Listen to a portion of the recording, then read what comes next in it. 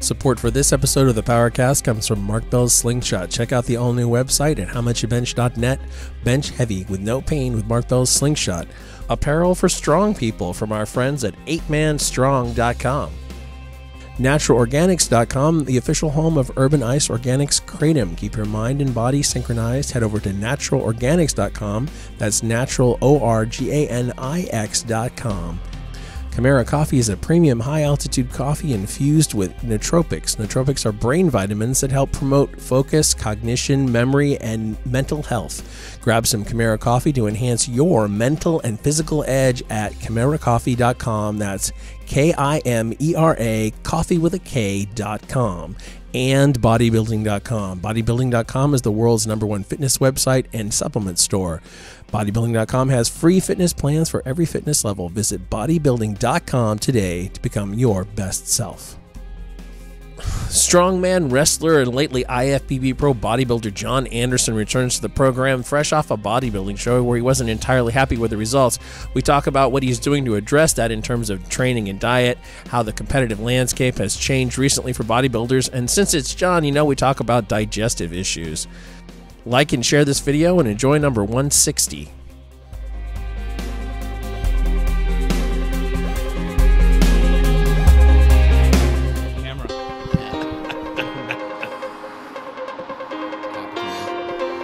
Dancing around on Pornhub all day long. I told you it works. See? They made a lemon Coke or something, right? I think it's made by Pepsi too, right? Mark Bell's PowerCast. Or owned by. Alongside Silent Mike and Jim McD, here's your host, Mark Bell. That's your Coke? I don't know. Mark and I had recently been talking about a toilet seat, and what we came up with turned into like those birthing type seats, you know, where you got like your feet in some holsters. Stirrups. Yeah, stirrups. You're kind of leaning back. Maybe it spreads you out a little bit. But, you know, now we're going to start combining taking a crap with having sex. I think that's already on Pornhub, too. And is there a problem, Mr. Anderson? Mr. Deep Cheeks, is there an issue with that? I mean, No. Poop could be lubrication. Yeah, no, I Pooprication. very true. You know, when you're, you know, like normally when you take a dump, your spine is kind of rounded over. I think what Mike's talking about is we're going to get a more neutral spine. Yeah, and more neutral spine, a little... could help your deadlift and your squat. Off air, you were telling us about your cheek spreading methods, when and how. Maybe if you could just go over that for our listeners. Well, it's interesting because last time I was here, I had a hemorrhoid problem, but that hemorrhoid problem since went away, but another one popped up. So if you remember last time, this one was actually visible. I was trying to get Mike to put some cream on it for me. Ladies and gentlemen, this is what happens when you don't eat carbs for 3 decades. Unsuccessful. And then I don't know what it is, but sometime maybe it's the time of the year. I get another. I have to assume it's a hemorrhoid because I'm taking a dump and I get this terrible like biting feeling in my ass, and next thing you know, I got a turd wrapped in blood. You know. Yeah, that's terrible. Yeah. The problem is this one is not where I can access it with a finger. You can't reach it. I can't get to that son of a Your bitch. lats are too big. So on that level with the cheek spreading deal. So under normal circumstances, I'm the guy. I'm going to grab on the way down. I'm going to grab the cheeks and give them a good pull open. You know, so because that way I'm not dealing with a big cleanup. I'm with you. Big, you know, because if it's too bad, you're not going to pull the paper. You just get in the shower. You know. Oh yeah. Yeah. Mark went over that also last I time. tried to avoid Detachable that. shower. Saved my life. I tried to avoid that. Yeah. So basically, with this hemorrhoid, I have to leave the cheeks closed because it will bleed substantially less. Is anybody writing this down? Sounds like book on hemorrhoids. So with this invention that you're putting on the table, let me lend some helpful yes, please. advice. Yeah, consult us. So it has to be a cheek adjustment device. so very slow moving too. Yeah, we don't want any abrupt ripping. Yeah, we don't want any abrupt movement. Nothing startling. That's right. That's It's not like a hatch. It's like a revolving thing that moves nice and easy. Well, what I'd like to see is like one of those in Japan. You get on the toilet and you've got the little hand control, the little remote control. You want heat in the seat. Oh yeah. You want some warmth coming up on you. I could use some good music too. There we go. Something soothing. TV. Aromatherapy. Something like this. You sit down.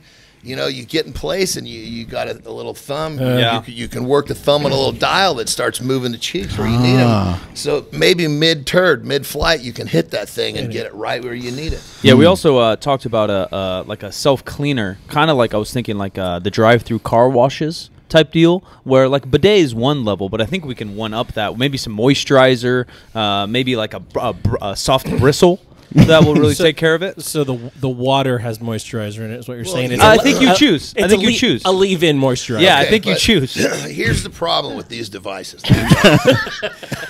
So in a bidet, you hit that button, this little thing comes out, right, and it'll squirt warm water up in your junk. Yeah. Right. Yeah. Kind of everywhere. Yeah. You got to make sure that you're in the right spot if you want it to actually hit your asshole. Otherwise, it's going to give you a ball wash. Which is refreshing. Yeah, it doesn't sound terrible. So the problem is this. You never want to, and this was actually quite the joke in New Japan, that everybody would write down the room numbers where I had been. For a multitude of reasons, this is just one. But anyway, because that little thing that comes out, right, depending on when it turns on, depending on what's falling off of there, you take a look at that thing. It's knocking some dust up. So the question you got to ask yourself is, when you sit down and you're coming in that room for the first time, what is on the device coming out? Yeah. And if you're following me, it looks definitely does not look sterile. It needs to be in a totally different location is what you're talking about. Yeah. Well, so what I'm after is that device has to be some sort of self-sanitizing ordeal. Yeah, what if Self-cleaning. it unclips itself and flushes with the toilet and a new one is placed on? That would be good. It's like a Russian spy submarine that comes in and out real quick, maybe, you know? Oh, So maybe it doesn't get squirts and hit. hides. Yeah, it doesn't get hit. Yeah. Yeah. And right now they'd be kind of like the hunt for Red October for him. Yeah. Is the blood, Yeah. It might look a little bit like the thing in the Tom Cruise movie. What's the one with the aliens and they peep around the corner? Is and it Oblivion, maybe? No, it's like not Last Minute. It's God damn, what's the name of the movie? My son used to watch something World is in the title. I think. I don't know. Damn it! I'm thinking the little probe in the garbage dispenser of Star Wars. It's the giant, tall, long robot things that can like peer around corners and stuff like that. This would be the perfect butt probe. Marcus is trying to say it, or not. there we go. War of the Look World. at that. Filipino Thunder. Yeah, the War love of it. the World Aliens. That's it. Thank you. I I was gonna love have it. to. What look happened that to the Google guy? Why is the Google guy so jacked? Why is We he got lifting? a bronze medal. Yeah. Weightlifting since 2000. Yeah, Sarah Ramos. Robles. Robles. Yeah. Is that supposed to be her? I don't know. It looks like no. It looks like pizza lifting. She is a super heavy. She's a large girl. So I She don't is know a- why they made it a pizza to celebrate this. If you haven't seen, Oh, look at that. Yeah. yeah, her one of her coaches is. It's awesome. What did she do? I don't know the numbers. 160 clean and jerk. Oh my Lord. China got gold. Yeah. Wins bronze, first U.S. lifting medal since 2000. Yeah. Yep. 16 years. That Good bar for looks her, so man. whippy. Good for her. Yeah, pretty awesome. Yes. And what I love about this right now is here's obviously a big girl that is not worried about the fact that she doesn't look like an underwear model in this onesie that she's Right. Yeah. That's killer. That She's, needs to be. I mean, that's Worried about performance. yes, Worried about lifting big weights. absolutely right. Because I mean, even in like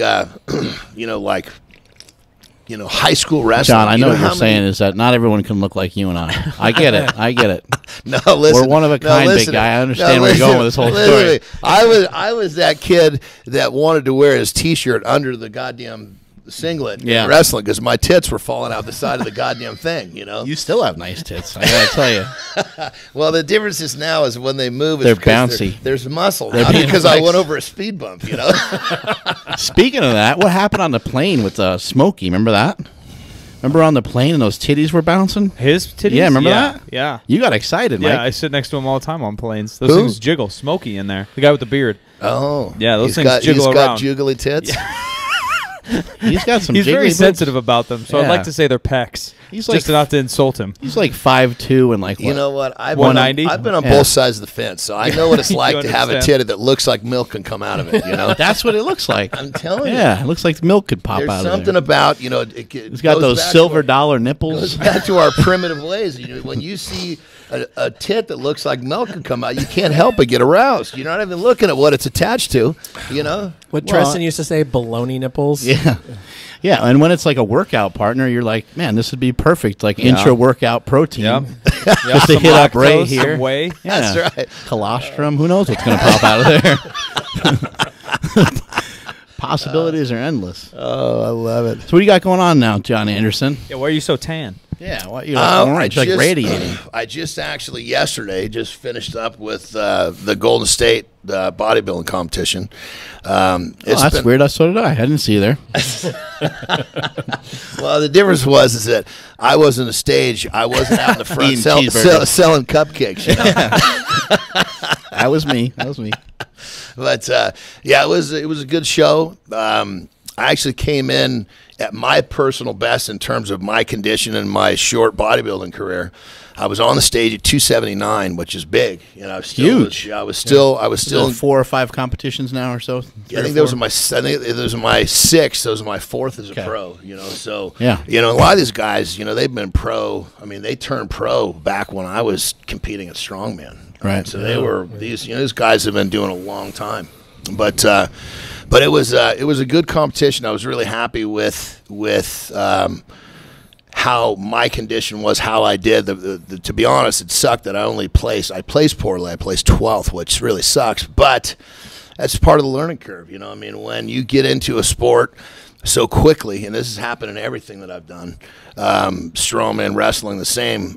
When you get into that upper level in a very short time, you're dealing with people who have done it for a long time. And I guess it sucks in the regards that, of course, it's a nice shot. Getting kicked in the dick is a nice shot to the ego. But it also really makes you pull up your panties and make huge forward progress. Right. Because you put yourself in these spots where it's like not knowing how to swim, diving into a rapidy river. You find a way to keep your head above water. You know, if you dive into a swimming pool, you just sit there and tread.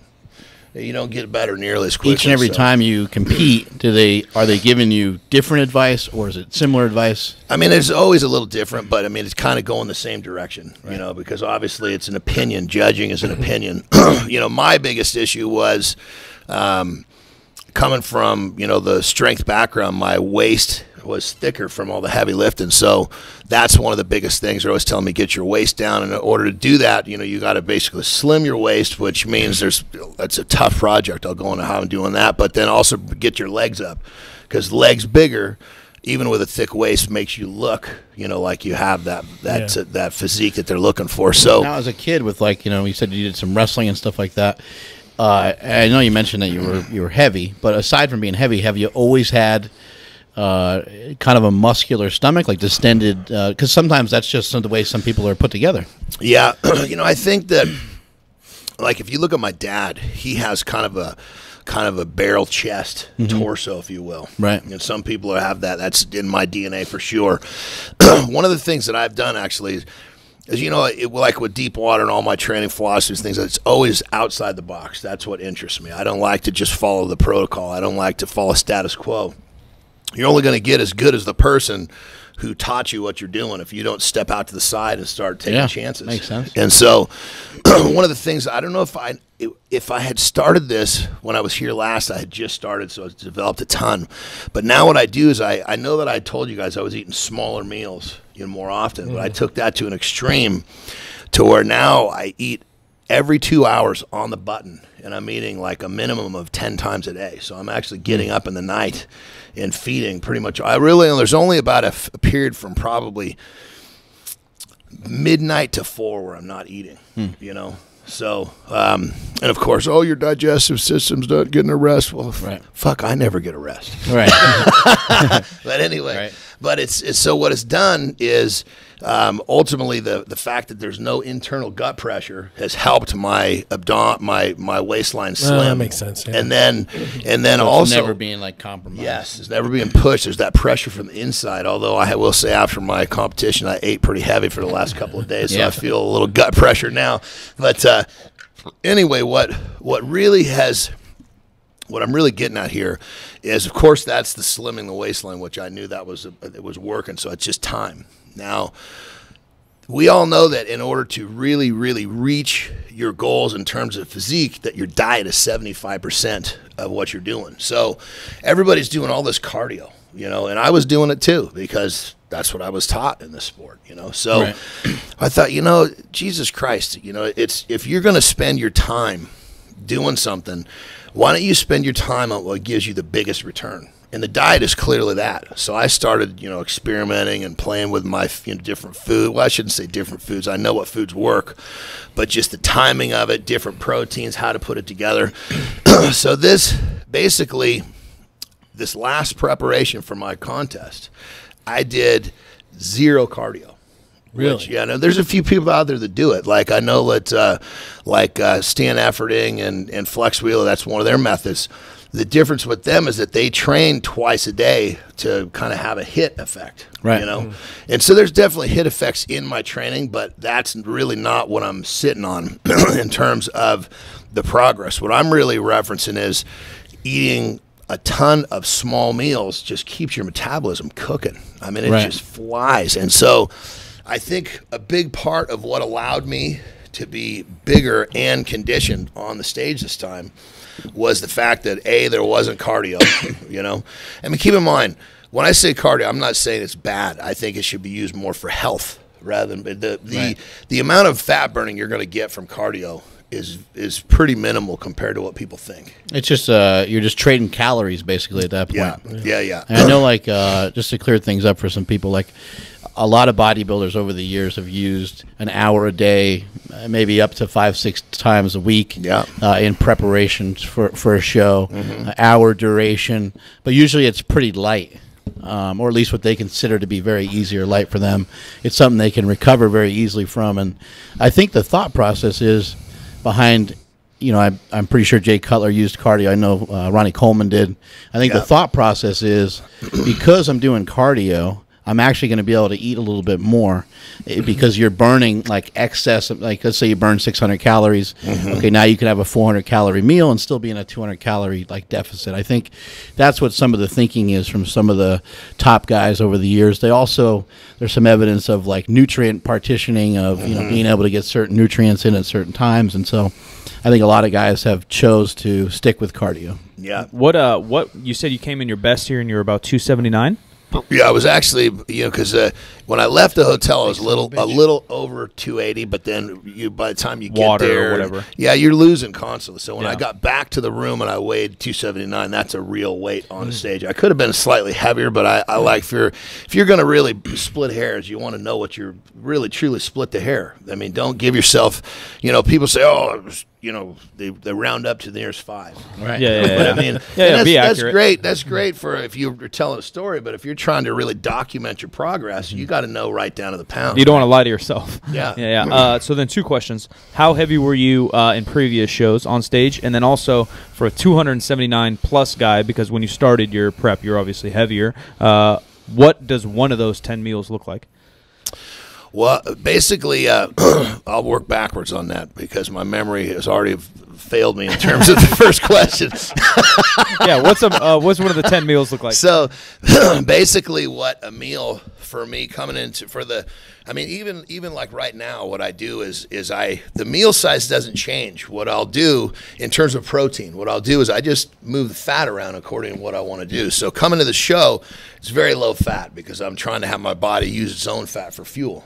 So one meal is ultimately 200 grams. When I say grams, I'm talking weight because that's how exact it is, which really breaks it down to, I believe, about 10 ounces of chicken. Okay. So- Breast only. Breast, yes, because I want to keep the fat low. What I want to do is I want to put fat in, meaning the fats that I want my body to have, you know. So that's what I want is low fat in terms of the protein itself. But so it's ultimately 10 of those meals, and sometimes what I'll do is like now that I'm done, I've got another 10 weeks before I go again. So this next couple of weeks, I'll just eat every 2 hours. You know, if I wake up and I want 11th meal, I'll eat it, you know. But now the fat will go up a little bit. But ultimately, it's my theory behind this is, and I really believe in it, is the fact that when you're feeding yourself every 2 hours, your metabolism is fed by those calories. Right. It's good calories, I should say. You're not going to be doing this with a cupcake every 2 hours. You know? Right. But, you know, you keep it. I always, like, when I try to get people to understand how the body works in terms of feeding your metabolism, it's much like, you know, back in the old days where you got that, the steam engine, you got that little guy with a funny hat and he's stoking the motor with coal, right? Think of your body like that locomotive. If you're constantly, it's got to be good fuel, coal. If you're constantly stuffing that thing in there, keeping it running hot, it's going to be melting fat right off you, and that's the theory. You know, so for those of you that want to, you know, burn body fat and stay big and strong, you can eat tons of food. It's just got to be the right food, and don't waste your goddamn time sitting on a fucking bike. Go for a walk with your wife or something. You know what I mean? I try to explain to people that when you're going to do something in terms of health or cardio, do something you enjoy. You know what I mean? Yeah, cardio, find something you like doing. Usually cardio is what burns people up. By the time the cardio is over, I mean, you do 12 weeks of cardio an hour a day. That's the first thing you can't wait to stop. Yeah. You know? So Or something like stand, and you just lift more. there you go. I'm trying to cut some weight right now, and so like instead of I didn't want to add any cardio, and I plateaued a little bit. I was like, fuck that. Like I'll just squat one extra day a week and deadlift one extra day a week, and then see what happens there. Yeah, I mean, if you can recover, I mean, that's the whole bottom line. Yeah. It's all about recovery. If you could, let's just say that we were able to somehow create a formula where somebody could recover.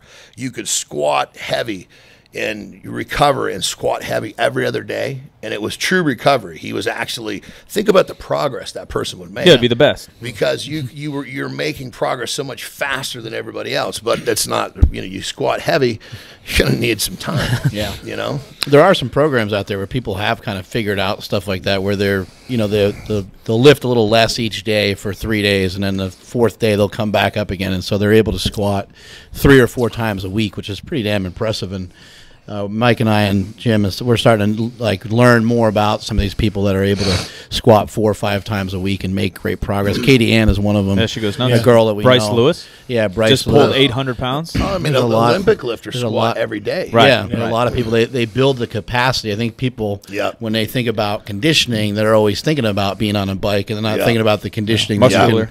You can acquire conditioning through so many different means. But then on the I mean, if Mike and I tried to work out with you, like maybe not the last couple workouts you did, but some of the workouts leading up to this, we'd be like dead because you're able to handle probably a lot of work in a short period of time. Yeah, but then on the back end, it's like what you said. Like you got to get food in.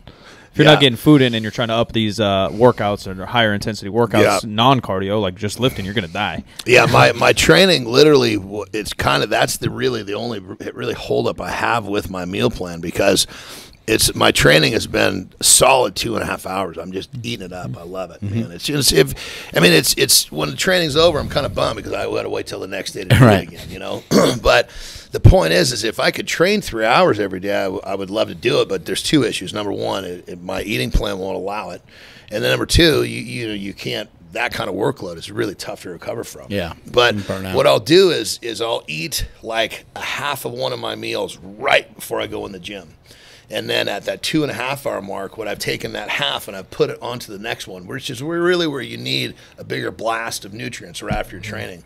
So I'm having a half of a meal right before, and then a meal and a half right after. So, and then what I'll do is as soon as I'm hungry or that next 2 hour mark hits is when I start the time again.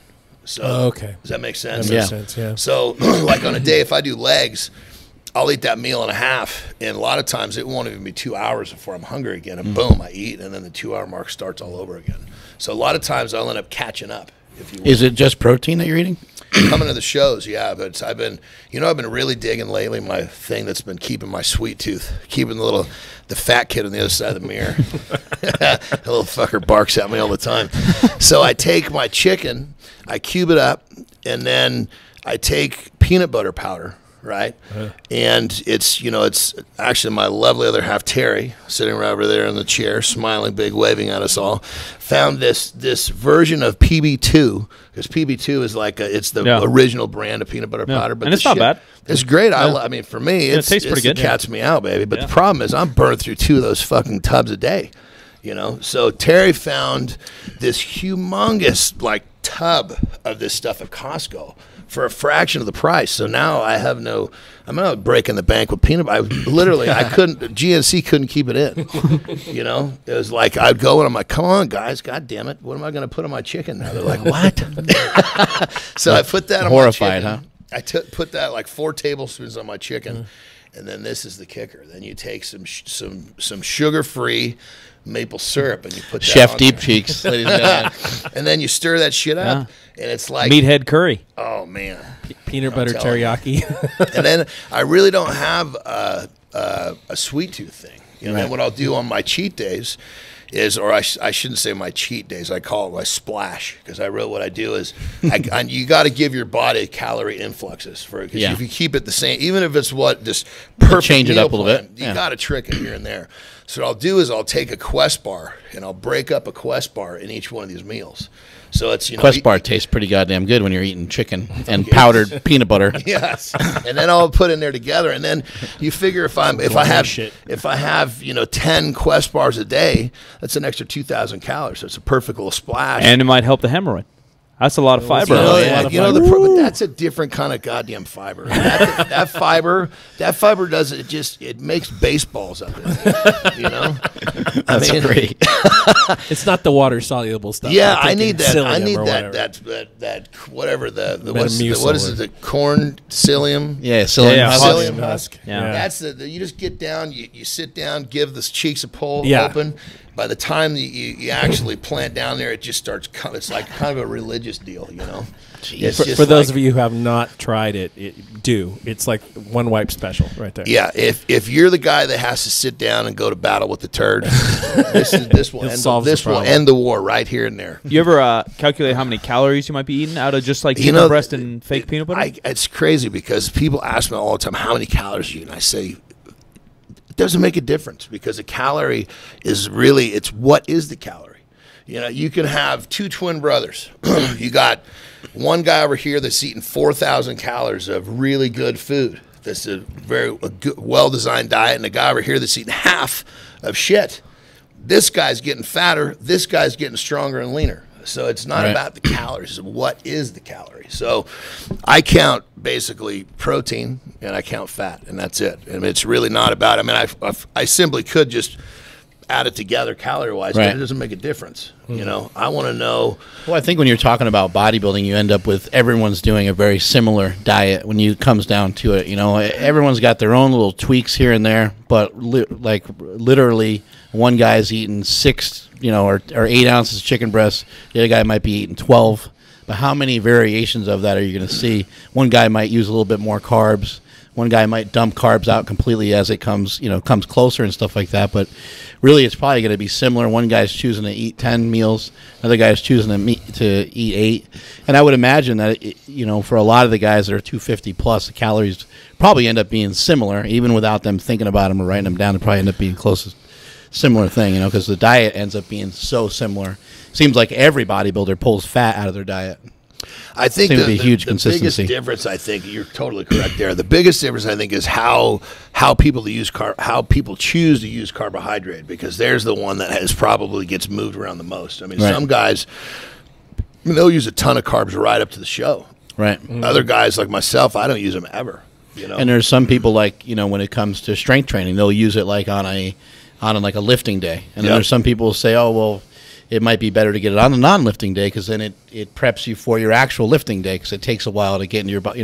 There's so many different like theories or ways. Yeah. Some people are thinking they'll do it post-workout to replenish, and other people are thinking, well, I'd rather have it before so I have the energy to get through the workout. And it's like, you're right, there's a lot of different theories on it, and I guess it's a matter of figuring out what works well for your body and how well you respond to it. But I am still a true believer in the fact that obviously out of the 3 macros, protein, we can put that aside, because there's no argument there. We know that that's a huge piece of the puzzle in terms of rebuilding.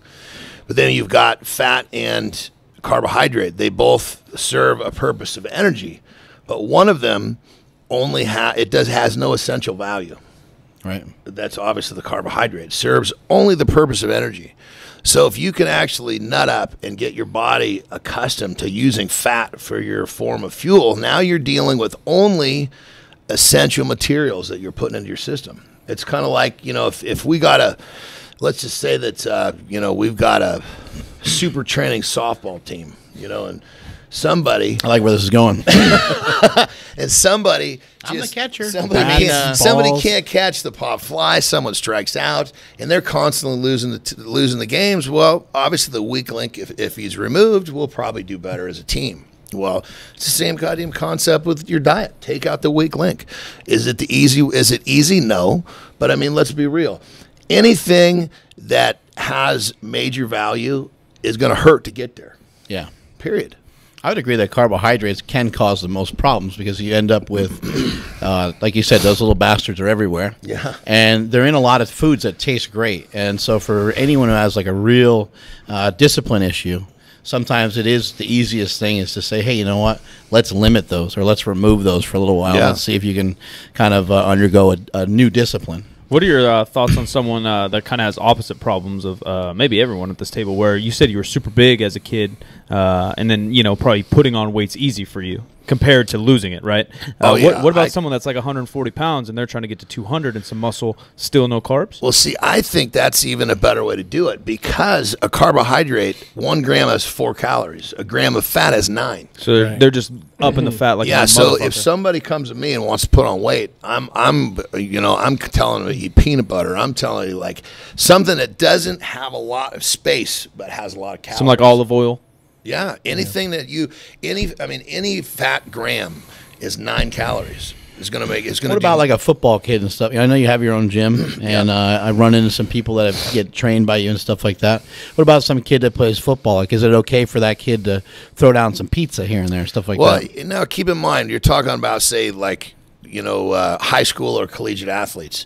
So their job is talking about a much younger person. Yeah, and their job, their job is to be a good football player. So to have them go through the rigors of eliminating carbohydrate at that phase of life doesn't make a lot of sense. Gotcha. I mean, they're not worried about how their physique looks. They're worried about performing day after day. Right.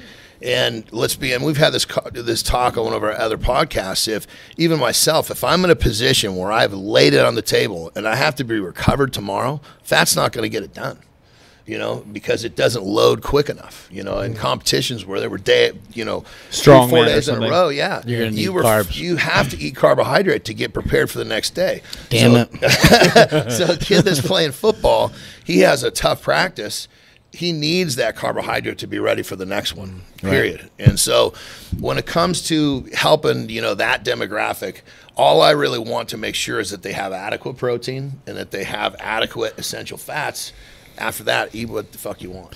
Are you a proponent of people utilizing protein shakes if they need to, or I think that what I tell them is that shake is hence the word supplement. It's right. You use it when it's necessary. Use it when you can't get to a meal. Like when I push my kids in the gym, I have a conditioning session every Thursday night. And somebody's throwing up. That's just, if somebody's not throwing up, I'm not doing my job.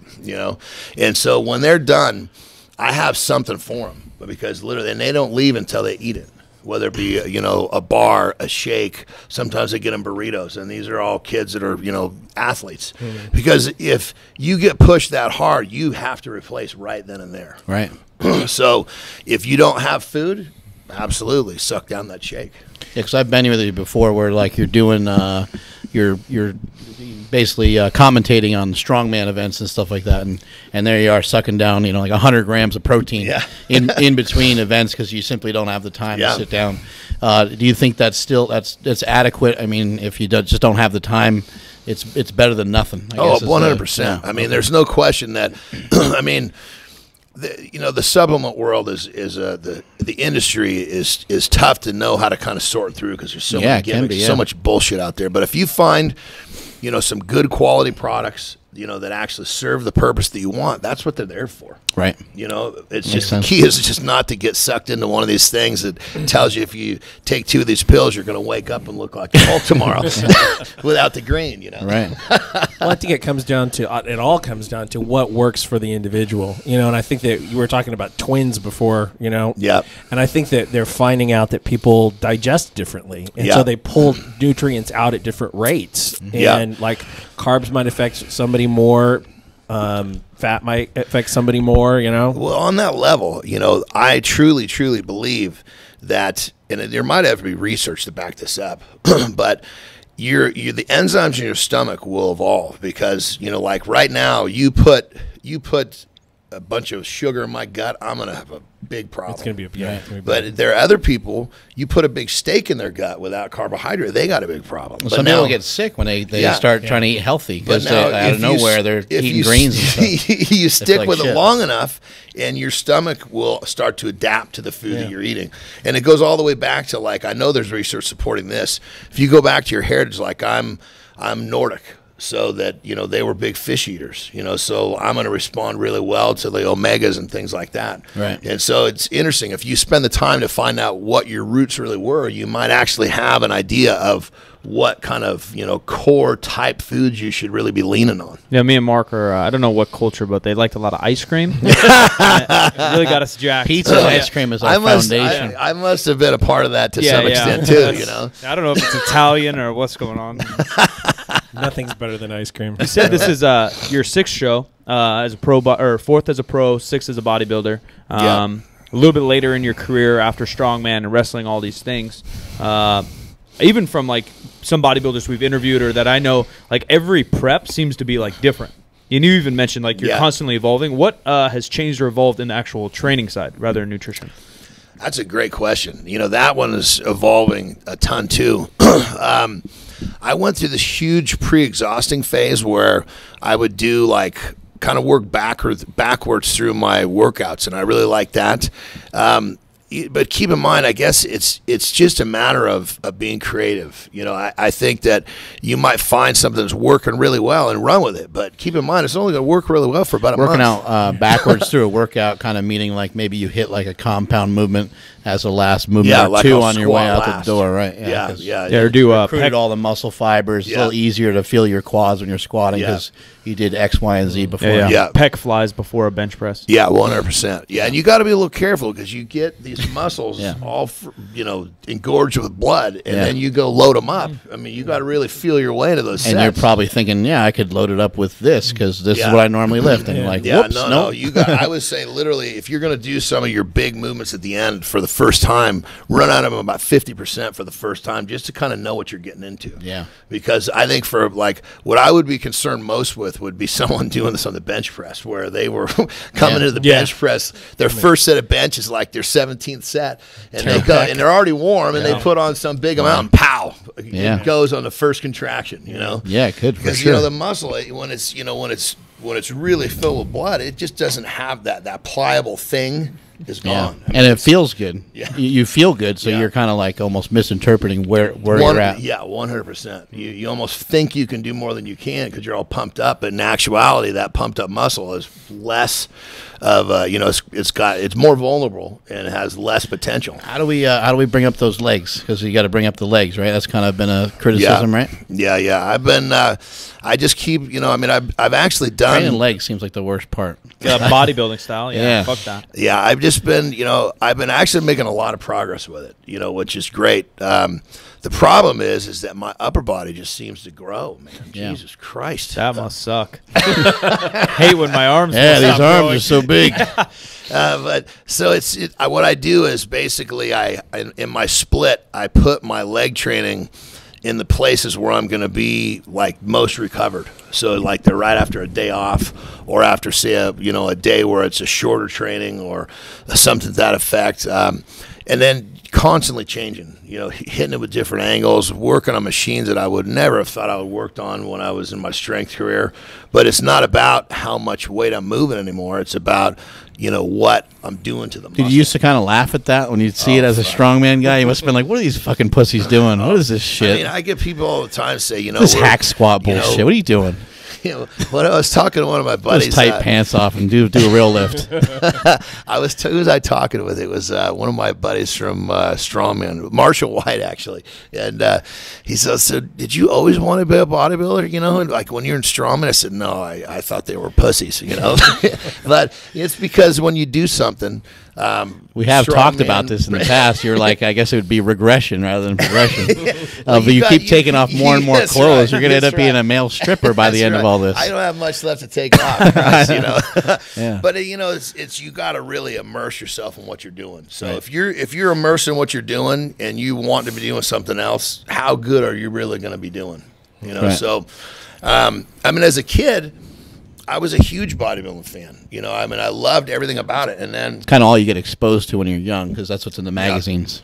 Yeah. And then there was that phase where I'm sure it was happening a long time before it hit the press, but there was some guys down in L.A. that were, doing some sort of gay sexual shit for money because they didn't want to get jobs. Right. And when that hit the public, to me, it was just, I don't know, I was probably 19 at the time, maybe 20. And it just, I don't know, it just, You're guess. I want to be a bodybuilder. Is that question? Can't wait. I can't wait. But it was just kind of like, I think at that time in my life, I was still too kind of, I should have been able to. If didn't know what to make of it. You're like, what the hell is this? If I was older, mean, or what's I could about? have let it roll off my back. But at that young time in my life, I didn't know how to do that yet. Yeah. Stuff really bothered me, and it stayed with me. And so I kind of distanced myself from, the vocal position of loving bodybuilding. You do hear a lot of weird stuff about bodybuilding, especially when you get closer to it. I think still, yeah. Yeah. Oh, yeah. Yeah. You hear all kinds of weird. And sometimes I think some people, they'll say, certain things are done a certain way to make themselves feel better about the current position that they're in. Like, oh, it's politics, or this guy's hooking up with that guy to get that spot on that show or whatever. And it's probably more like, well, hey, you're not putting in the work to beat the guy on stage or whatever. I think that's a good segue. We talk to a lot of bodybuilders or bikini girls or whatever, and everyone always says oh yeah, there's a lot of politics in the sport. What the hell does that mean? And have you come across some of it even in your short career? Think of it like this. Let's just say that the four of us were a judging panel for something. Let's not even determine what it is. And there's 100 people that walk in front of us, and we're judging them on whatever it is that they're trying to do. Sounds like every day. And then judgmental. We're good at that. Then all of a sudden, somebody comes across the way that we're all close with. Yeah. As a person, how do you not give them an edge? Yeah. And that's the challenge of these judges. So now, granted, I'm sure there are somebody that you get to know. When you get to know a judge, and I remember, but then there's the flip side. Like I can remember in Strongman, Willie Wessels was one of my good friends. And he was also he was judge at he and Deanne were both international judges, and so there's a couple times where. I was doing, I think it was like an axle clean and press for reps. And, you're just busting ass trying to knock down these reps. And I'm coming to the top, getting the down signal. And you're supposed to control it on the way down. And I'm being too aggressive. And he warns me. He's all, hey, watch that. And I'm thinking to myself, okay, but I didn't take it serious enough. He's my buddy. And he took a fucking rep from me. I'm like, God damn it, Willie, that was my win of this event. But because he was my friend, he was actually tougher on me, which... it shows who he is. Right. It actually shows his morality because it's really difficult to actually be. He doesn't want anybody talking shit about it. Yeah, I think for him to be, everybody knew we were buddies. I think for him to be a little tougher on me, just was the right thing to do. Yeah, you got to try to be above reproach. Because if he let something go, it would have made everybody look like shit, including the contest promoter, him, me, the whole deal. Yeah. So, there are judges out there who probably will go the other way as well. So I think when you say politics, I think it's probably more of the complainers than anything else. Yeah, is it beyond friendship though? Because of like the stereotypical stuff that people talk about, you gay for pay or money. Yeah.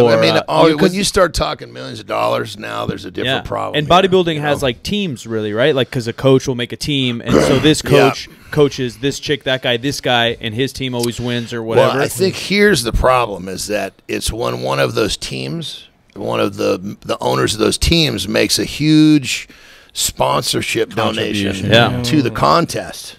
All of a sudden his people don't do well. You think he's going to bring those people back and make the contribution next year? Probably not. So I think I would say that money is the biggest factor. Right. There's no question that judges have a tough deal because they like someone, they don't like someone, but that's just human nature. And the people that are bitching about that are the ones that aren't doing their homework. Now you were saying to me earlier that the field in each particular show has gotten bigger because there are fewer shows. Yeah, too, so changed things quite a bit. Because last year, Jesus Christ, my rookie season, I came out. My first I had a top 5 finish. My first one, it was great. I'm thinking, oh man, next year I'm gonna go out and grab points and land myself in Olympia. And then this year, there's Europa is a huge company out there. They have 4 expos, which used to have open bodybuilding shows, which they discontinued.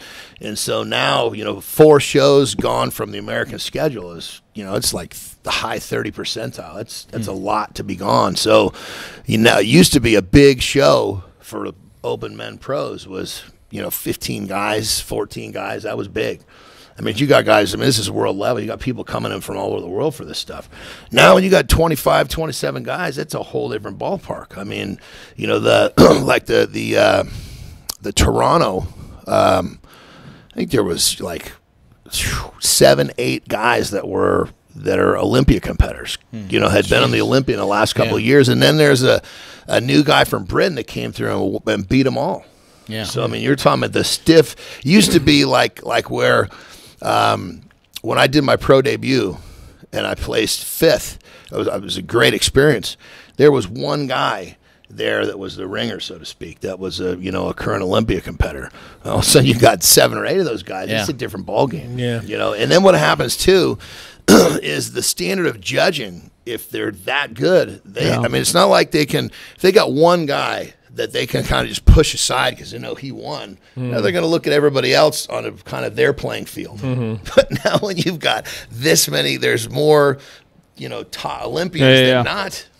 Everybody's getting put on. It's like grading on a curve. Yeah. Plus, there's time constraints too. You can only look at the guys for so long. Or women too. So a lot's changed, but the bottom line is this: is that you grow from getting put in tough situations. If this year had come along and I just started grabbing points and and going, I'd be loving life, but I also wouldn't be restructuring and going through all of what I'm going through. I wouldn't have, like, a lot of my diet stuff that I'm doing now is prompted by getting kicked in the dick. Yeah, you don't do it. You don't do it because it's easy. No, like I tore my pec recently, and I said, I don't do this stuff because it's easy. I'm not praying for help. I'm praying for a greater challenge. Like, keep bringing it on. I want to keep trying to prove myself over and over again.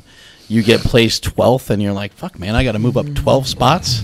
You know? And so, realistically, literally, Saturday night, Tara and I got back to the hotel, probably 11 o'clock. Cried your eyes out on her shoulders.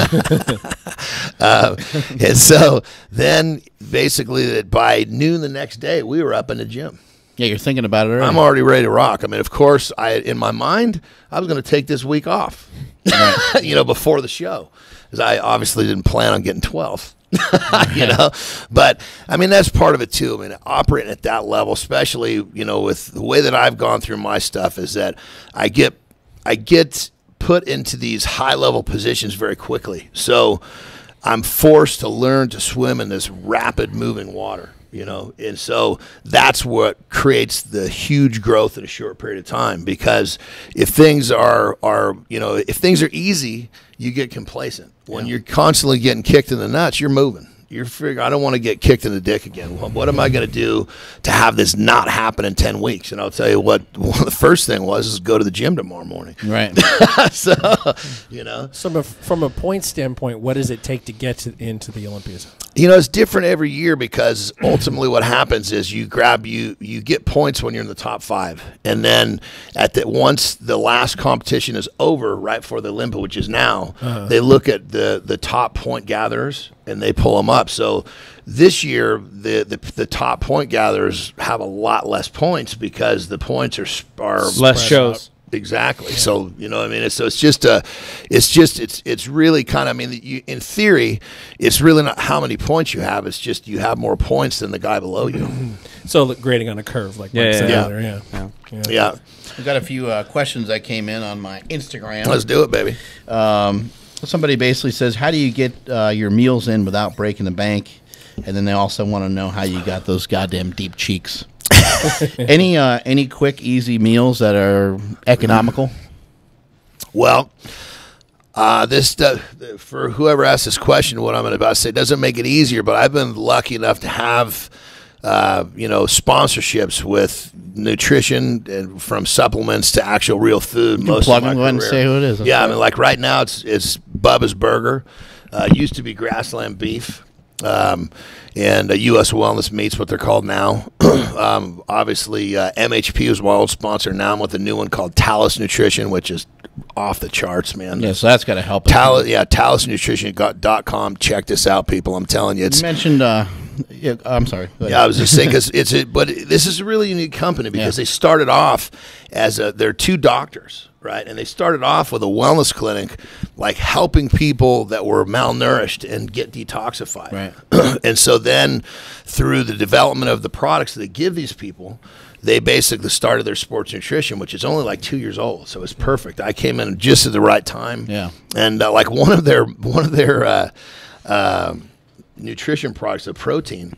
It's called Chiseler, and it's a liquid protein. 2 tablespoons is 15 grams of protein, but it was designed to put into a person's IV if they couldn't eat through the mouth. That's how pure it is. So, I mean, it's not just a shiny bottle with a bunch of shitty whey protein. Right. Yeah. So, very cool. And that's been actually a nice step up in regards of the supplementation that I do use. So even without a sponsorship, though, sometimes a little bit of supplementation. Yeah. You know, per scoop of protein versus I think it is can be cheaper than steak. Can be a little less expensive. Yeah. You can kind of supplement or augment your meals with an extra scoop of protein. Yeah, 100%. But to answer this gentleman's question, you mentioned Costco earlier. Yeah. So what you got to do is ultimately you got to find the cheapest way to get the protein you're after. Like I've never had a chicken sponsorship, although that's something I would love to get in the future, especially now with this because Terry cooks 10 pounds between the 2 of us in prep. She cooks 10 pounds a day. Yeah. And we're basically, it's the whole 10 pounds is gone. You know, Jesus. I mean, there might be a breast or 2 rolling into the next day. But feather flying around.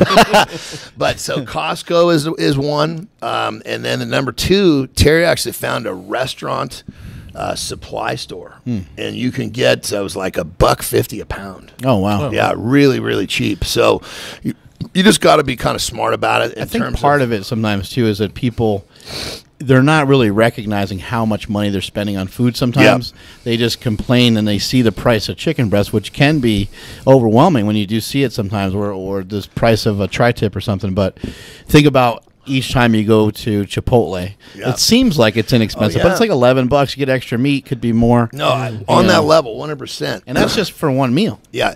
Anybody out there who thinks that they are having a hard time purchasing their protein, spend a month, just like what you're saying, Mark. Don't go to Chipotle. Don't eat out. And spend your money on the protein you need. You will come out ahead. Or other stuff. Yeah. Because when you're, like you said, $11 for one meal. You'll not only come out ahead, but you'll save a lot of calories, too. Yes. There's a lot of extra calories you're in those foods. Make a lot of progress by preparing. It's not easy, but it's better. Yeah. I It's a mean, better choice. $11 is that's like 5 pounds of chicken. Some of these meal prep companies aren't bad either. Like the prices are coming down on those Yeah, all the time big time. because there's so many people in the field now. Yeah, and back to this gentleman's question, another way to go too, which I've done a few times, is that this was before I had beef sponsors, is you go in with a buddy on someone and you basically buy and slaughter a cow. Buy a cow. And then you got to have a deep freeze, but you fill that thing up, and if you do the math, it's totally the way to go. Right. You know, so you might spend, $500, but you've got tons of protein. Do you have a cow in your backyard? what did I see in your backyard the other day? Oh, yeah. Me and my buddy bought a cow. Yeah, so but there's no question. But honestly, bro, I think you hit it on the head. If people would stop eating out, they would have the money they need for their protein. Yeah, they sometimes just aren't thinking about Yeah, Or that. just 100%. prioritize. Like no more Starbucks coffee. That's Yeah. $3, and you buy Yeah. ground coffee. Yeah, that's like, all right. That's that's- going to last you a lot longer. That's totally it. If you prioritize and you buy your protein first and not all the other bullshit, you'll be fine. Yeah. Buy the bullshit with your excess money, not the protein with your excess money. Right. Somebody Somebody wanted to know if you fixed your ass situation, which apparently I don't think you have. Well, the last one seemed to fix itself, but now I got a new one. We were talking about this. We started break, recording man. when we talked about this. You're Yeah. such a good They guy. I hurt. hate seeing this happening over and over again. You don't have any fixes, though, really. That's what it comes down to. Wait it out? I wish this one's a little tougher because I can't get a finger on it. It's up in there. Do baby wipes help at all? Well, you got to be able to get your fingers got to be long enough to get to it first. Well, Eat 2 knuckles. It's still. I think still wet. Marcus over there has really long fingers. I don't know if. The question is, are they slender enough to not be painful? Yeah, it might hurt. Chubby. He looks like a thick dude, man. He's got a finger that looks like the size of a soda can. Might need to get a hose in there, like a fire hose. But the hemorrhoid problem seemed to go away on its own, largely because I stopped pushing so goddamn hard. I just had to just start to relax a little bit in that. But recently, a new one has popped up, but it's up in there. So now, I'm not having an issue with cleaning myself because it's not dangling down in the stuff. But now what it does is Joey's face over here was awesome. As we were discussing with our toilet machine, Yeah. I normally pull the cheeks open to create That's space. a good move, I think. Yeah, but not with this one, man. I do that, and it's gonna be. It's gonna be bleeding. I got to leave the cheeks together, which will allow it to be less painful and less blood. But then I got a bigger problem in cleanup. So it's kind of chicken or egg here. What do you want? This guy, Jameson, has a question about carbs. Do you do a typical kind of carb up before a bodybuilding show? And if so, how does that look? So the carbohydrate, as I've said before, is used like a tool. So the best way to describe how I use carbohydrates in terms of bodybuilding show is when you eat carbohydrate, it takes a 4-to-1 ratio with water to digest. So once I'm drying out and I'm not drinking water anymore, and I eat something like if I eat, like I'll eat a Pop-Tart, in the morning of the show. And so that 50 grams of mostly sugar hits the system, and it needs water to digest. So where's it going to take the water? Carbohydrate. That's right. So it's going to take that water from the least dangerous place, the least threatening place from the body, which is the skin. And so it helps you have a better look. But it's something, as I said before, it's used as a tool. I don't think that carbohydrates at all help me in general in terms of what I'm doing, other than the fact that it helps me, pull water out of my skin. But keep in mind, if you're not lean enough, you won't notice a difference anyway. You don't notice you can't the difference? dehydrate a fat cell. Like typically, like in training, and I'm imagining you practice posing and stuff, and even just during training session, you don't notice a difference with or without carbohydrates in terms of like a pump or fullness of the muscle or any of those things. Keep in mind, anybody who tries to drop carbohydrate is going to feel terrible at first, and they're going to feel very flat. But keep in mind that the fat is also a source of energy. So when your body becomes efficient at using fat for fuel, all of the stuff you just described is going to start going away. But it doesn't happen like that. Right. So Couple weeks, maybe a month. I think a couple of weeks is when you start to feel better. And once you feel better, then it'll start. Your body will start. Really start. I mean, once you feel better, your body's obviously become more efficient at using fat for fuel because you're not so tired, you're not feeling so shitty. So the farther you go, the more efficient it's going to become. Right. I mean, myself, the enzymes in my stomach are designed, or have evolved, I should say, to protein and fat. When you stick carbohydrate in my stomach, like that Pop-Tart in my gut, it gives me a stomach ache. Right. I don't have the enzymes to digest it well. Like the veins popping out and everything. I know you just got done with the show, so the way that you're eating, maybe the last couple hours may be different than normal. But the veins are probably popping out regardless of the carbohydrate intake or not. But see, the veins, it's all 100%. And the veins, the bottom line is, you got to remember this, is if you're lean enough, everybody has the veins. Right. If you're lean, everybody has the abs. The question is, what are they hidden under? Right. How many layers? You don't have to eat, sugar to have your veins pop out. Gotcha. You just have to be lean enough, Makes sense. And on that level as well, like when I'm depleting, say, when I'm trying to let my, my muscles empty out, then the veins are not going to be so prevalent. But then even with fat and protein, when I up my calories, that then they start to come out because now my muscles are loading up and the blood volume and everything is rising. So it's an amazing question. This guy says, does he remember crop dusting me and my girlfriend at the airport when we arrived in Columbus for the Arnold this year? We were behind him walking from baggage claim Just crushed to him. the street to grab a cab. It was almost like I was baptized. Oh goodness! You probably don't remember all the people you leave in your wake there. Right? I honestly, I don't. I wish that I did, because there's quite honestly, we actually have like, oh, there's a guy with all the poop. Oh my God! I've actually had quite a few people come up to me and introduce themselves, based on a similar circumstance. So next time it happens, brother, come say hello. Yeah. Hey, that's better than a handshake, I guess they figured. Right? This question is asked by Jon Andersen. Look at that. Different spelling, but still.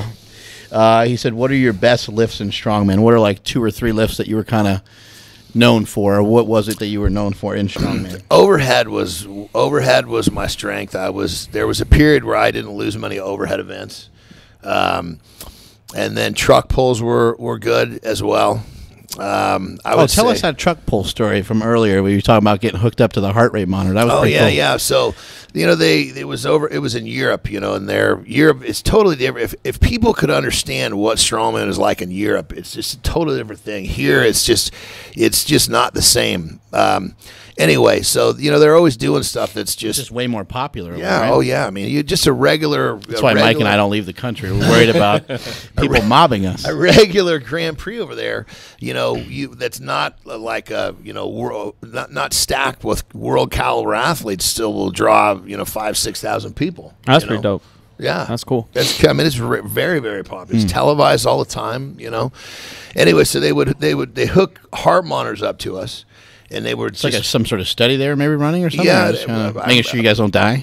I think it probably was more for entertainment value. Oh, okay. I mean, let's be honest. If they were worried we were going to die, they wouldn't be asking you to do all that crazy shit, Right. So they put the heart monitor on you. And as you're kind of staged up, so they find out where your heart is as you get ready. Then you find out where your heart is, your heartbeat, of course, where it is when you're pulling, and then how fast you recover. Just kind of an interesting look at the athlete, if you will. Almost like the inside out. And the interesting part was Jurnas Savickas. Obviously, anybody who's alive knows who that is in terms of strongman. His was like alarmingly. It almost didn't move. I mean, it was just slightly resting when he was getting ready. It looked like he might have been doing some cardio when he was pulling the truck. And then it returned right when he was over. I think he's just so, he's such a veteran, and he's got so much confidence. And at that competition, there was really nobody that was going to light him up. So I think he was just kind of walking in the park. Cruising.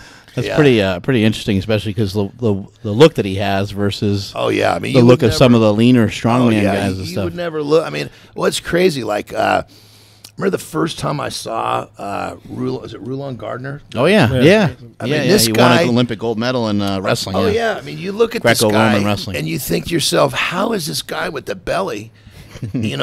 How does he have the motor he has? I mean, he clearly has nothing and to he do. beat that dominant Russian guy who's jacked as hell. Yeah. And that guy had never lost in the Olympics or something. You know? Right. So it just goes to show you that just because you're carrying, extra adipose tissue doesn't mean that you can't be a cardio monster. Yeah. Right. But this other kid here, he says, I'm 19, but my asshole is already in its 40s. What do I do? Wow. I think you gotta come out to super training and have Mike put some cream on his Take finger care of it. and rub you up real quick. Mike does love seeing people make progress. So Yeah. Anything to help the kids. What do you think the most important exercise is that people don't do? I would have to say hyperextension. Just a simple 45-degree back raise type deal? Because even for a non-athlete, if you think about people in general, they have all these back problems, and it's because their back is not strong enough to hold the spine into a place where it's not going to pinch a nerve. Someone bends over to pick up a shoe, and they're stuck because something slipped, pinched a nerve, the muscles seize up. Largely, a lot of times it can be because the muscles just are not conditioned enough to deal with the position they put themselves in, or maybe they mowed the lawn the day before and, their back's fatigued and it just couldn't support what they were doing. So if you do hyperextensions and abs as part of your warm-up, like 3 sets of each, but you do it religiously, it'll condition those muscles. And from the standpoint of just living a happier, healthier life, it's great, but even better in terms of like your squats and your deadlifts. A lot of times that lower back is what breaks down first. So if you condition those muscles, it's going to give you a much better platform to start from. That makes sense. That's a good idea. There's one more amazing question. What is your fascination with Metamucil? Oh, man, let me tell you. All right, if you want to know, I mean, this is how the whole thing came about. So, oh God, when was it? I can't remember the time frame, but I remember I was traveling, and when I wasn't using Metamucil, I'm shitting all the time anyway. But the cleanup was just fucking brutal, man. Too many wipes. Oh, and it was just, taking a dump was just like, oh my God, here we go again. And the problem was, it's going to be another hour trip to the bathroom. Eating as much protein as I did, you're not talking about a nice pinchable loaf, one wipe and walk away. I mean, you're talking about the. It's a commitment. Like, looks like a squid shot ink all over the toilet.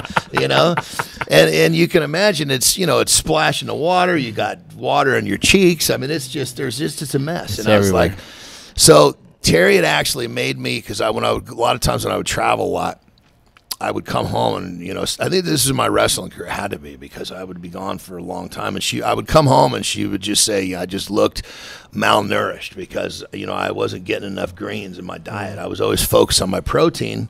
Well, it's tough to get, fresh vegetables when you're on a tour bus, Anyway, so she would always make me these meals and send me off. And one time she sent me off with this really big salad. Uh-oh. And it was so good that I ate the whole goddamn thing in the airport before I got on the plane. And it was huge. It was probably meant to last a couple of days. And so I remember I got to where I was going and I took this dump and you could clearly see the greens in there, and it came out in like a loaf type deal, right? And that was like one of the first loaves that I could remember. And I thought, fuck, what? It's the fiber that did this. Yeah, what's the difference? It actually, the fiber made this a turd rather than a bowl of soup, And so it gelled everything together. Yes, and so I thought, fuck, man, maybe I ought to start taking some fiber, like a supplement. And so I remember the first one I took was different. It plugged me up. It made me I would put it right in my proteins. And oh Jesus, it just felt like I was crapping at a baseball. Yeah. And I thought, and then anyway, so Tara and I talked about it. She said, well, try this. She's always thinking of health because it has to do with cholesterol, all this shit. So of course, me, I always overdo things. I took 4 times the amount that I was supposed to take. And about whatever it was, a handful of hours later, stuff goes through my system very quickly. I sit down and I take this dump, and I was like, it was like I said, it was like a religious experience. And the best part about it was I wanted to go clean myself up, and it was a one wiper. I was like,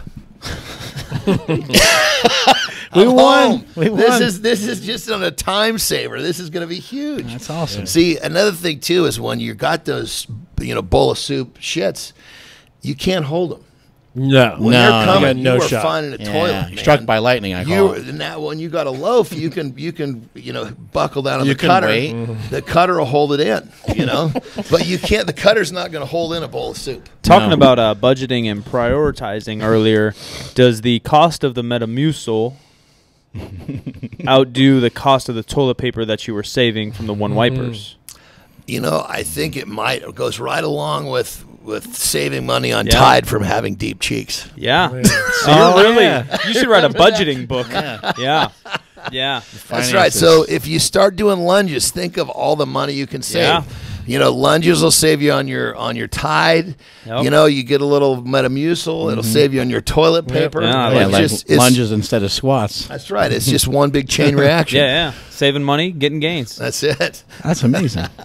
But the interesting part about the Metamucil I had to figure out, which makes it tough now, because I eat every 2 hours, that you got to take it away from a meal, because literally if I take it too close to a meal, I'll shit my chicken. You'll see the chicken in the turd. That's no good. And you're like, whoops, there goes my gains. Yeah, because that Metamucil, right down the old toilet. It'll surround, it coats whatever's in your stomach. Yeah. So it's got to be, I have to take it dead in between the meals. I think that for some people, and not for everybody, but I think for some people who, especially whose gut kind of over digests stuff and like pulls every calorie out instead of it passing through, if you're on a diet and you take fiber supplement, it helps kind of push it through faster, so you're not sucking every loose calorie out. Terry gives me this. She sets up these vitamins for me every morning. And there was a couple of them that she has to break. Probably take 40 of them a day or something. That's like a lot. It's a couple of handfuls. But there's a couple she has to break in half because I'll shit them out whole because they won't break down in time. Yeah, pass through too quick. It's like feeding a baby. She's got to crush it up on a spoon and put some jelly on it for you. Yeah, even Here comes the airplane. sometimes I'll even shit out one of the halves. Jesus. So, it's amazing the amount of discipline you have to be able to, transform yourself from doing strongman to pro wrestling and then now bodybuilding. And it seems like you got to try to kick it up a whole nother notch coming up. Well, what my plan is this, and this is the beauty of this is great advice for anybody trying to make goals. And this actually kind of hints into, I'm in the process of doing my next book, which is going to be awesome. It's called Feeding the Cycle of Greatness. Anyway, we'll go into that later. But one of the things that I go into in the book, which obviously these methods are my own. So last night when I get back to the hotel, almost 280 on the stage in great shape, which is huge for the standard of bodybuilding. But the problem I'm running into, obviously I have things I'm working on as far as slimming my waist and making my legs bigger. But these guys I'm competing against are very complete. They've been doing this for such a long time. It's been their focus. I'm not going to beat them at being complete because I haven't been doing it that long. So the thing that I have to do is I have to realize, okay, what can I make the most progress and fast so that I can, I need to get better in a way that's going to put me in a position where I can, beat some of these guys, but not play in their game because I'm not going to beat them at their You're going to have to hone in on your own strength. Yes. And so I basically take the issues that I have and I prioritize them as far as what the most important thing is. And so one of the things that obviously, what I'm going to have to do is I'm not going to be this ultra complete bodybuilder. I mean, over time I will be, but I won't be in a year. Right. So what I'm going to basically do is I'm going to put all of this, I'm just going to continue pushing my dieting techniques and continue to push being bigger and leaner on stage. So I'd like to be able to come in, I was at 279, I was hands down the biggest guy, but I'd like to be able to continue to be bigger and bigger and really conditioned. Now, granted, maybe I'm not, some of my pieces are still missing, but if I just come in so big and so hard that it's kind of overwhelming, it will it'll kind of detract from the fact that they're missing pieces. And maybe it gives you an opportunity to get more sponsorship and stuff. And some of this is about that and being more popular and more recognized as a bodybuilder. So it's like you might finish 10th, but more people know about you than the guy who finished 8th or 7th or 5th. Well, let me tell you, this time at almost 280 versus my normal, mid 260s. Who are people going to want to take a picture with? Well, the guy who was 5'2", 230? I couldn't believe how many people were like, "Oh my God, you are a monster out there." Because then when I saw some of the video that Terry took, I mean, it was obviously there's some of the guys that beat me hands down. There was no quite for a person that doesn't know judging criteria, they don't understand why. Right. I didn't win, because they're just looking at the guy's big and he's monster, got abs, So on that level, I'm going to continue to push my dieting techniques, and I'd like to just be coming in bigger and bigger and harder. And then, bigger and harder. That's right. Sounds like we're talking about a porno. It could go that direction at any moment. But anyway, so on that level, you got to take the things that put your energy into the things that you can get the biggest return from. Don't get lost in the details. People are always looking, I need to do this and this and this. And okay, so collectively, those three things might give you a 20% return. When this thing over here is going to give you like a 70% return, where are you going to spend your time? It's a great life lesson. Yeah, and it's amazing how many times people get caught up in the fact that, I got to do this, this, and this. And that's great, but if you get a lot of people that tell you you should work on your weakness, you should work on this. And you should always work on your weakness, but don't spend so much time there that you're not really making the progress. Like, I was thinking, I saw this thing it was from the Niners, Charles Haley. Remember him? Oh, my God. Monster. Yeah. He was back there he's a coach there working with a defensive lineman, and I love this. One of the first things he says to these guys when he meets them is, what are you good at?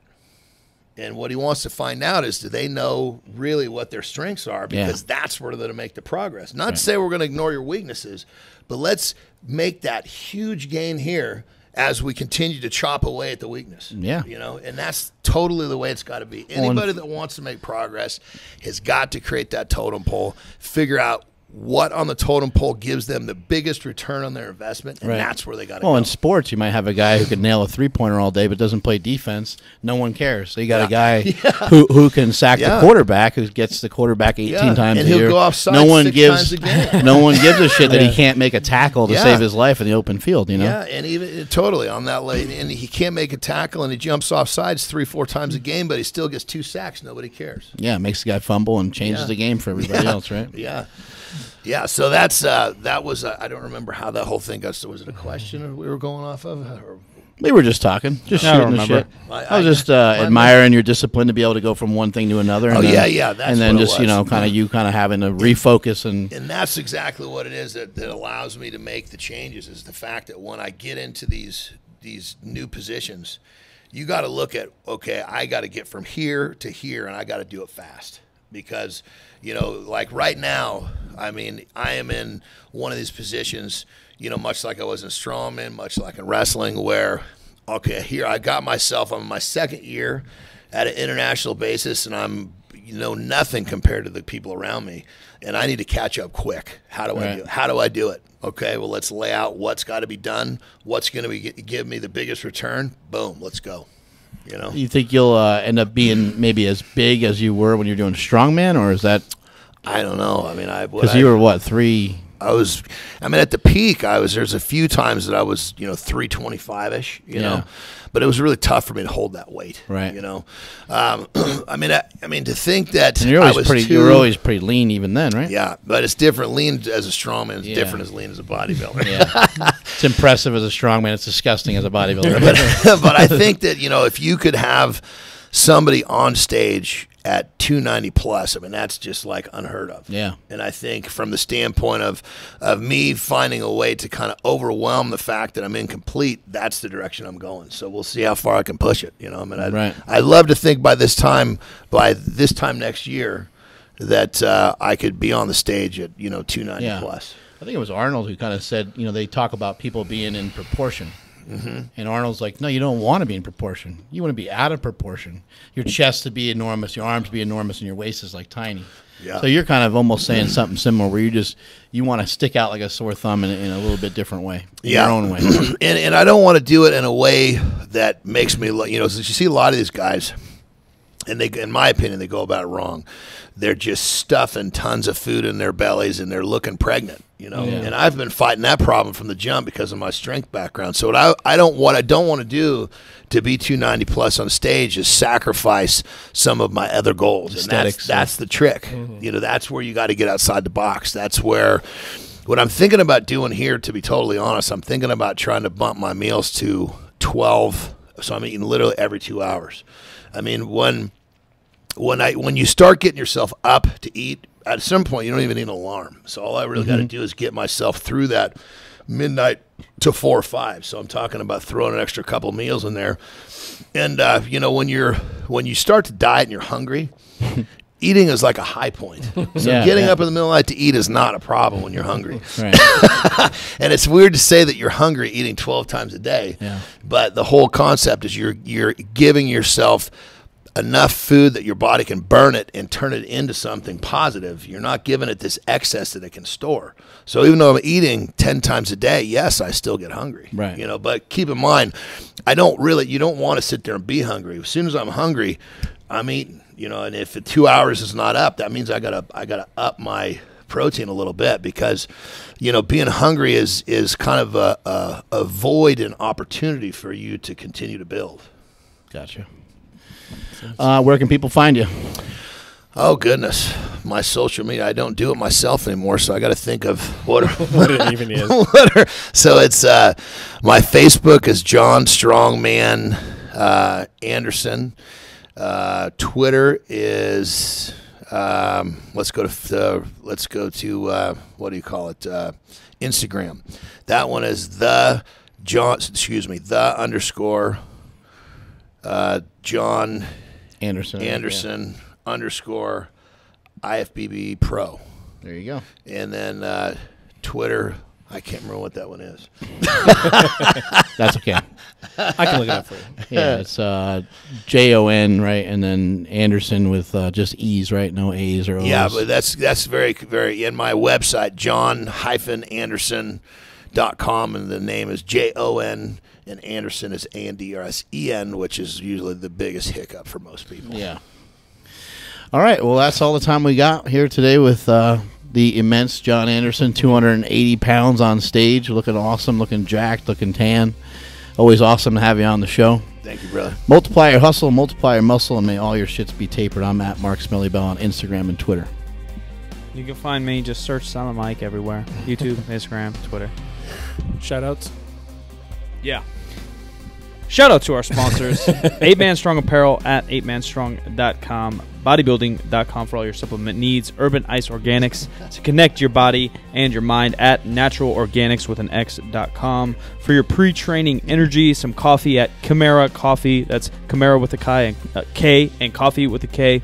Increase your bench at howmuchyobench.net. Power Magazine, the only strength magazine available digital and print at thepowermagazine.com. I'm Jim McD, STTV. Everywhere that I'd want you to find me, follow the show on Instagram. We are at Mark Bell's PowerCast. We are out.